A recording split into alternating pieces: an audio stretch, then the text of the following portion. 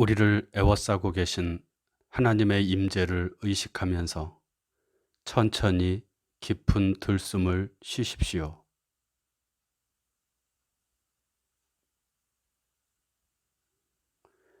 이제 우리 안에 내주하시는 하나님께서 나를 통해 숨을 쉬시도록 천천히 날숨을 내쉬십시오.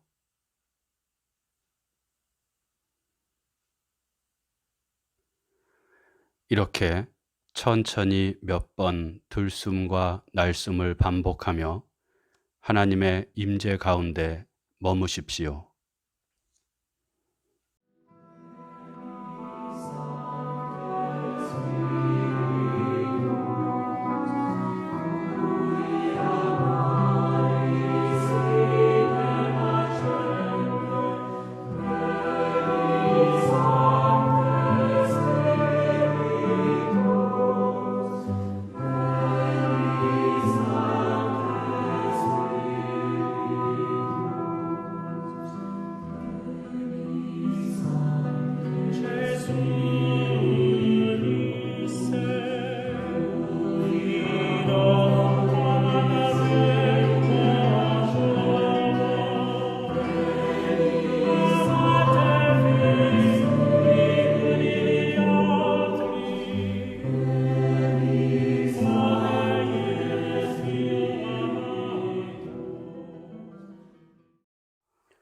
오늘 우리에게 주시는 하나님 말씀은 요한복음 17장 6절에서 19절 말씀입니다.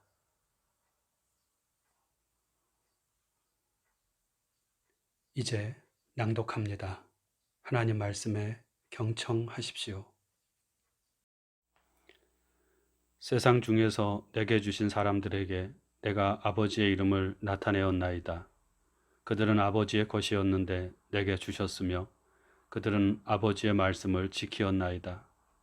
지금 그들은 아버지께서 내게 주신 것이 다 아버지께로부터 온 것인 줄 알았나이다.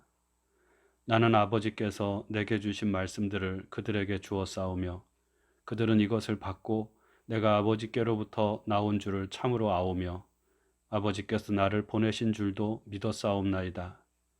내가 그들을 위하여 비옵나니 내가 비옵는 것은 세상을 위함이 아니요 내게 주신 자들을 위함이니이다. 그들은 아버지의 것이로소이다. 내 것은 다 아버지의 것이요 아버지의 것은 내 것이온데 내가 그들로 말미암아 영광을 받았나이다. 나는 세상에 더 있지 아니하오나 그들은 세상에 있사옵고 나는 아버지께로 가옵나니 거룩하신 아버지여 내게 주신 아버지의 이름으로 그들을 보전하사 우리와 같이 그들도 하나가 되게 하옵소서. 내가 그들과 함께 있을 때에 내게 주신 아버지의 이름으로 그들을 보전하고 지키었나이다. 그 중에 하나도 멸망하지 않고 다만 멸망의 자식뿐이오니 이는 성경을 응하게 함이니이다. 지금 내가 아버지께로 가오니 내가 세상에서 이 말을 하옵는 것은 그들로 내 기쁨을 그들 안에 충만히 가지게 하려 함이니이다. 내가 아버지의 말씀을 그들에게 주었사오매 세상이 그들을 미워하여 싸우니 이는 내가 세상에 속하지 아니함 같이 그들도 세상에 속하지 아니함으로 인함이니이다. 내가 비옵는 것은 그들을 세상에서 데려가시기를 위함이 아니요 다만 악에 빠지지 않게 보전하시기를 위함이니이다. 내가 세상에 속하지 아니함 같이 그들도 세상에 속하지 아니하였사옵나이다. 그들을 진리로 거룩하게 하옵소서. 아버지의 말씀은 진리니이다.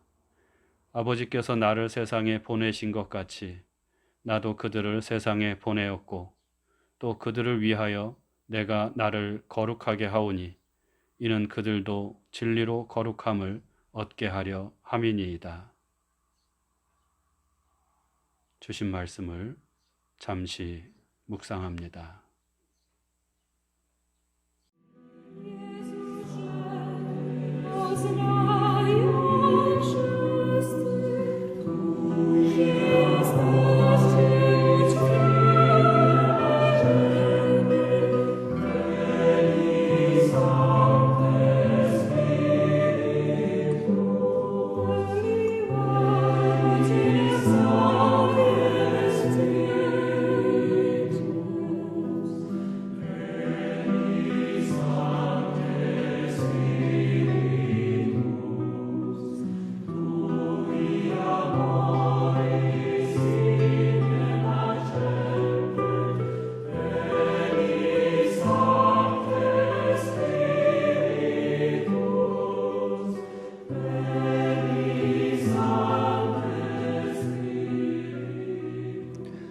지난 2주간 동안 우리는 예수께서 십자가에 못 박히시기 전에 제자들에게 하신 마지막 당부의 말씀, 예수님의 고별 설교를 살피면서 우리를 향하신 주님의 뜻이 무엇인지를 생각했습니다. 그것은 서로 사랑하라는 계명 속에 분명히 드러나 있고, 이것을 위해서는 포도나무이신 예수께 꼭 붙어 있어야 한다는 것입니다. 예수께 붙어 있는 삶, 예수와 하나 되는 삶을 일컬어 믿음 혹은 신앙생활이라고 한다면, 서로 사랑 혹은 사랑하며 살아가는 것은 예수를 믿는 믿음의 결과이고, 우리가 예수와의 관계 속에서 맺어내야 할 열매라고 할 수 있겠습니다. 이러한 고별 설교에 이어지는 오늘의 말씀은 예수께서 하나님께 올린 기도입니다. 예수께서는 제자들에게 마지막 당부를 하신 후에 눈을 들어 하나님께 기도를 드리셨습니다. 요한복음 17장 전체가 이 기도를 소개하고 있는데, 이 기도는 크게 세 부분으로 나뉘어집니다. 먼저 1절에서 5절까지 말씀에서는 예수께서는 십자가의 죽음을 통해서 자신이 영화롭게 되고 동시에 하나님께서도 영화롭게 되기를 기도하십니다. 말하자면 이것은 예수님 자신을 위한 기도라고 할 수 있겠죠. 그리고 오늘 본문 말씀을 포함하여 6절에서 19절, 또 20절에서 마지막 26절까지의 말씀에서는 세상에 남겨질 제자들과 나중에 예수를 믿고 따르게 될 사람들을 위한 기도입니다. 이것은 오늘 우리를 위한 기도이고, 교회를 위한 기도이고, 예수를 믿고 살아가는 모든 사람들을 위한 기도라고 할 수 있겠습니다.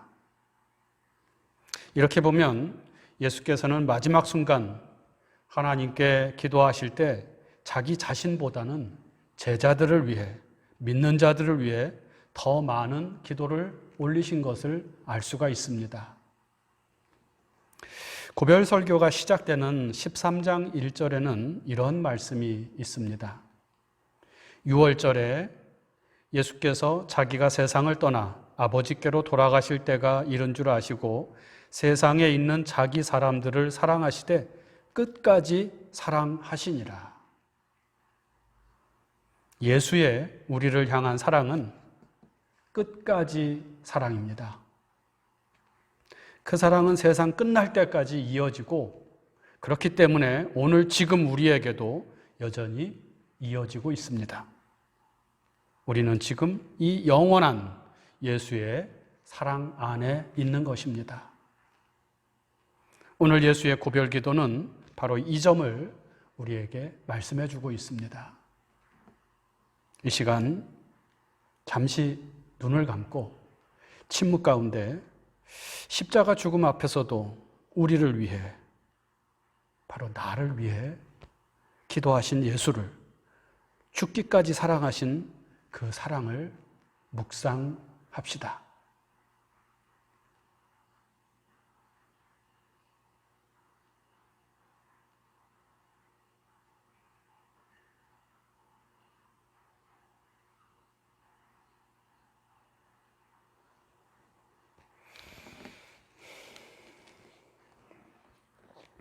이처럼 우리를 사랑하신 예수께서는 마지막 순간 우리를 위해 무엇을 기도하셨을까요? 길다면 긴 예수의 고별 기도 안에는 두 가지 청원이 담겨져 있습니다. 첫 번째 청원은 11절입니다. 나는 세상에 더 있지 아니하오나 그들은 세상에 있사옵고 나는 아버지께로 가옵나니 아버지여 내게 주신 아버지의 이름으로 그들을 보전하사 우리와 같이 그들도 하나가 되게 하옵소서. 이제 십자가 죽음으로 세상을 떠나게 될 예수께서는 세상에 남아있게 될 제자들을 아버지이신 하나님께 맡기면서 아버지의 이름으로 제자들을 보전해서 우리와 같이 그들도 하나가 되게 하옵소서라고 간구하십니다. 아버지의 이름, 곧 하나님의 이름이 의미하는 바는 거룩입니다. 하나님은 거룩하신 분이기 때문입니다. 그리고 이로 인해 하나가 되게 해달라는 것은 단순히 제자들끼리 분열되지 않고 일치를 이루게 해달라는 것만이 아니라 우리와 같이 그들도 라고 하는 말씀에 나타나 있듯이 세상에 남아있게 될 제자들이 거룩하신 하나님과 그리고 하나님의 아들이신 예수님과 하나가 되게 해달라는 그런 간구입니다. 하여 이 첫 번째 청원의 내용은 제자들, 믿는 자들이 하나님과 같이 그리고 그 아들 예수와 같이 거룩한 자들이 되게 해달라는 것임을 알 수가 있습니다. 이것은 하나님께서 당신의 백성인 이스라엘 백성들에게 하신 말씀이기도 합니다. 레위기 11장 45절. 내가 거룩하니 너희도 거룩하라. 거룩. 이것이 우리를 죽기까지 사랑하시는 예수께서 우리에게 바라시는 것이고 기도였습니다. 이처럼 자신을 믿고 따르는 자들이 거룩하게 되는 것이 예수의 바람이며 소망이라는 것은 오늘 말씀 17절에 나오는 두 번째 청원에서 더 분명해집니다. 17절. 그들을 진리로 거룩하게 하옵소서. 아버지의 말씀은 진리니이다. 거룩이란 무엇입니까? 거룩은 히브리어로 코데시라고 하는데 이것은 부정하고 더러운 것과 분리된 상태를 의미하고 세상으로부터 분리되고 구별되는 것을 의미합니다. 그래서 전통적인 유대교에서는 부정한 것과 접촉하지 않고 몸과 마음을 정결하게 유지하는 것을 거룩한 삶이라고 여겼고 가장 거룩한 장소라고 할 수 있는 성전에 모여서 거룩한 의식을 치르는 것이 곧 거룩한 삶이라고 여겨져 왔습니다. 죄인과 병든 자들은 부정한 사람들입니다. 그래서 그들을 멀리하는 것이 거룩이다. 종교의식에 열심히 참여하고 종교적인 의무를 잘 감당하는 것이 거룩이다. 그렇게 생각을 한 것입니다. 사실 거룩에 대한 이러한 의식은 오늘 우리에게도 이어져 내려오고 있습니다. 우리도 무언가로부터 분리되고 밀어내서 그렇게 하는 것을 거룩이라고 생각을 합니다. 나와 다른 생각이 다른 사람을 밀어내는 것, 배척하는 것, 이런 것을 거룩한 행동이라고 말합니다. 다른 신앙, 다른 삶을 살아가는 사람들을 마치 전염병이라도 옮기는 사람이 된 양 배척하고 피하는 것을 거룩을 유지하는 삶이라고 생각합니다. 그리고 세상 속에서의 삶이야 어떠하든 교회에 나와서 열심히 기도하고 헌금하고 찬송하면 그 사람 거룩한 자라고 말합니다. 종교적인 체험이나 종교적인 행동을 통해 거룩을 평가하기도 합니다. 과연 그럴까요? 무엇이 거룩한 삶인가, 무엇이 거룩인가에 대한 대답을 얻기 위해서는 우리는 먼저 세상에서 가장 거룩하신 분, 예수의 삶을 살펴볼 필요가 있습니다. 복음서를 읽어보면 예수께서는 당시 유대인들이 부정하다고 여기며 가까이 하기를 꺼려했던 병자들 또는 죄인들을 가까이 하십니다.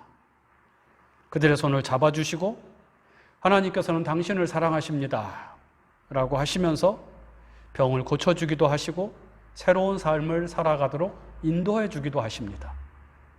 그래서 예수에게 붙여진 별명이 먹기를 탐하고 포도주를 즐기는 사람이요 세리와 죄인의 친구였습니다. 이는 당시 사람들이 생각하는 거룩과는 너무나도 동떨어진 모습이었습니다. 그리고 예수께서는 당시 사람들이 거룩한 자들이라고 인정했던, 그리고 스스로도 우리는 거룩하고 의로운 사람들이다 라고 생각했던 바리새인, 서기관, 유대의 종교 지도자들을 향하여서는 회칠한 무덤 같은 자들이라고 말하면서 거룩 혹은 의인이라는 가면을 쓰고 있지만 실상은 불법을 행하는 자이며 마귀의 자식들이라고 책망하였습니다. 예수께서 말씀하신 거룩은 사람들이 생각하는 것과는 달라 보입니다. 그것은 밀어내는 삶이 아니라 끌어안는 것이고, 미워하고 멀리하는 것이 아니라 사랑하는 것이었습니다. 종교와 신앙의 이름으로 무사람들을 죄인으로 정죄하며 돌을 드는 것은 거룩한 행위가 아니라 위선이고, 그것 자체가 하나님의 반대편에 있는 죄악임을 분명히 하신 것입니다. 달리 말하자면 예수께서는 거룩한 삶의 핵심을 분리가 아니라 사랑으로 보신 것입니다. 이는 오늘 말씀, 진리로 거룩하게 하옵소서, 즉 하나님의 말씀으로 거룩하게 하옵소서에 잘 드러납니다. 거룩은 하나님의 말씀에 순종하며 사는 것인데, 하나님의 말씀은 다름 아닌 서로 사랑이기 때문입니다. 사랑 없는 거룩은 위선이고 껍데기이며, 그것은 하나님 보시기에 아름다운 모습이 아닙니다. 하나님을 두려워하는 마음으로 항상 하나님 앞에서 하나님께서 내 앞에 계심을 인식하면서 뜨겁게 사랑하는 것, 열렬히 사랑하는 것이 바로 이것이 예수께서 그 삶을 통해 보여주신 거룩한 자의 모습입니다. 요한복음에서 세상은 하나님과 적대적이며 하나님을 인정하지 않고 하나님께 속하지 않은 곳입니다.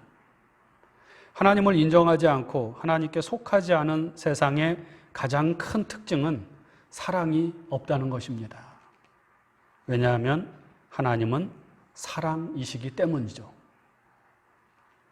이러한 세상에서, 사랑이 없는 세상, 미움과 증오와 약육강식, 무한 경쟁의 세상에서 사랑하며 사는 것, 사랑으로 사는 것은 그것 자체가 세상과 구별된 삶이고 곧 거룩한 삶이라 하겠습니다.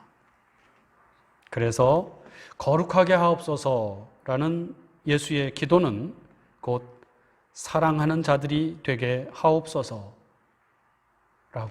할 수 있겠습니다.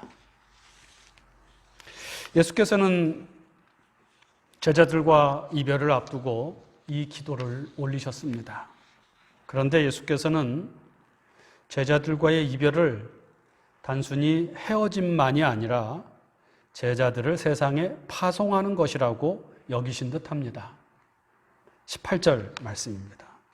아버지께서 나를 세상에 보내신 것 같이 나도 그들을 세상에 보내었고, 비록 과거형으로 말씀하셨지만 이 기도 안에는 하나님과 예수 그리스도 그리고 예수를 믿는 자들의 관계가 잘 드러나 있고, 예수께서 왜 이별의 순간에 제자들을 거룩하게 해달라고 기도하셨는지, 제자들을 파송하시면서 왜 이 제자들을 거룩하게 해달라고 기도하셨는지 그 이유가 드러나 있습니다.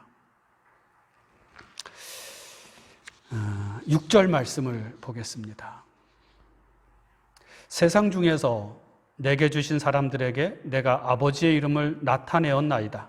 그들은 아버지의 것이었는데 내게 주셨으며 그들은 아버지의 말씀을 지키었나이다. 하나님께서는 하나님의 이름, 곧 하나님이 누구이신지 또 하나님의 뜻이 무엇인지 이것을 당신의 백성들에게 나타내라고 예수를 이 땅에 보내주셨습니다. 예수께서는 이 사명을 충실하게 감당해서 하나님이 맡겨주신 사람들, 곧 제자들, 그리고 오늘 우리 믿는 자들에게 하나님의 뜻을 분명하게 나타내 주셨습니다. 그것은 서로 사랑하라입니다. 그리고 이제 예수께서는 이 사명을 감당하고 하늘 아버지께로 올라가시면서 이 세상에 남겨질 제자들에게 당신이 하시던 일을 계속해 나갈 것을 명하십니다. 하나님은 예수를 보내셨고 세상에 보내셨고 예수는 제자들을 그리고 우리를 세상에 보내십니다. 그리스도인은 그리스도 예수를 통하여 세상으로 보냄받은 사람들인 것입니다. 이 모든 일의 궁극적인 목적은 무엇일까요? 요한복음 3장 16절, 17절 말씀입니다. 하나님이 세상을 이처럼 사랑하사 독생자를 주셨으니 이는 그를 믿는 자마다 멸망하지 않고 영생을 얻게 하려 하심이라. 하나님이 그 아들을 세상에 보내신 것은 세상을 심판하려 하심이 아니요 그로 말미암아 세상이 구원을 받게 하려 하심이라. 세상을 변화시키고 구원하는 것이 이 모든 역사의 궁극적인 목적이라는 말씀입니다. 그리고 오늘 기도를 통해서 예수께서는 제자들이 우리가 교회가 세상을 변화시키고 구원하기 위해서는 먼저 거룩해져야 한다는 것을 말씀하십니다. 제자들이, 그리스도인들이 교회가 거룩해야 세상을 구원하시고자 하는 하나님의 뜻을 이룰 수 있기 때문입니다. 안타깝게도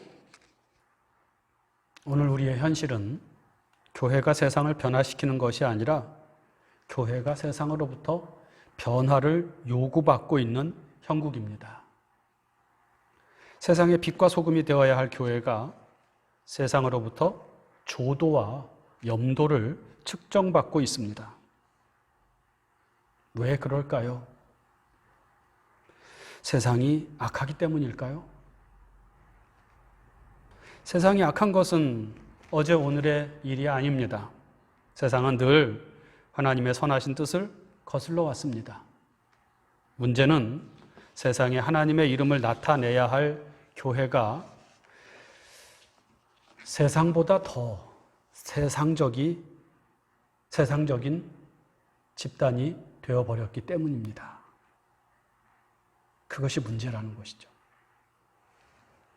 하나님께 속하여 거룩하신 하나님의 뜻을 드러내야 할 교회가 세상에 속하여서 그 세상을 따라가고 있는 것이 오늘 교회의 현실이고 우리 그리스도인들의 현실입니다. 지금 세상을 지배하고 있는 정신은 이기적인 욕망입니다. 더 많은 것을 소유하고 더 높이 올라가는 것이 세상 사람들의 목표이고 가치관입니다. 그런데 교회도 그리스도인들도 이러한 세상의 이기적인 욕망의 포로가 되어 살아가고 있습니다. 성공하고 부자 되는 것이 신앙의 목표가 되어버렸습니다. 몇 명이 모이느냐에 따라 교회의 등급이 나뉘어지고 얼마나 큰 교회에 출석하는가가 신앙의 척도가 되어버렸습니다. 말씀드린 것처럼 세상과는 다른 생각, 다른 가치관을 가지고 살아가는 것이 거룩한 삶인데 지금 우리는 이 거룩한 삶을 잃어버리고 살고 있는 것은 아닌가 하는 생각이 듭니다. 그래서 결국 땅바닥에 짓밟히고 교회가 세상으로부터 책망을 받는 웃기고도 슬픈 웃픈 현실에 처해 있는 것이 아닐까 싶습니다. 교회가 거룩해야 세상을 변화시킬 수 있습니다. 그리스도인들이 거룩해야 세상 사람들을 구원하는 하나님의 뜻을 이룰 수 있습니다. 그 거룩은 서로 사랑하는 것입니다.